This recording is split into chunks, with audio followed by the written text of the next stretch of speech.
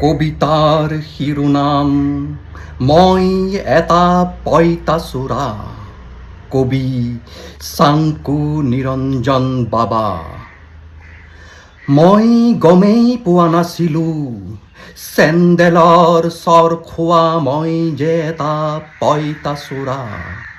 মই গমেই পোৱা নাছিলোঁ মই পঁইতাচোৰাৰ যে ভৱিষ্যত নাইকিয়া।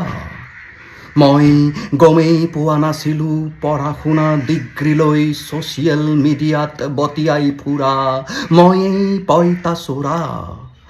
RTI মাৰি টোপনি হৰণ কৰা মই এই পঁইতাচোৰা। জোক আৰু মহতকৈও ডাঙৰ পৰজীৱী মই এই পঁইতাচোৰা। প্ৰশ্ন সুধি ব্যংগ কৰি ব্যতিব্যস্ত কৰা মই এই পঁইতাচোৰা।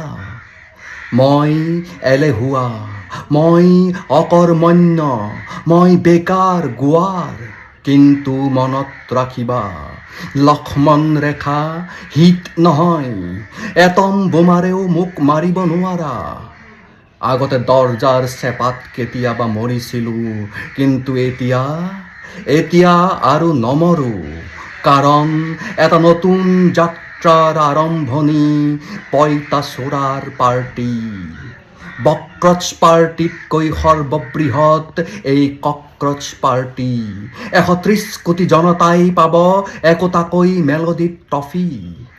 ৰ'ব, পঁইতাচোৰা পাৰ্টিৰ শক্তি দেখি মই পঁইতাচোৰা, আমিও পঁইতাচোৰা বুলি কোনোবা চিকাই কিন্তু ল'ব আহিব পাৰে sympathy. So be alert, be active and at the same time be lazy. Join cockroach party. ধন্যবাদ।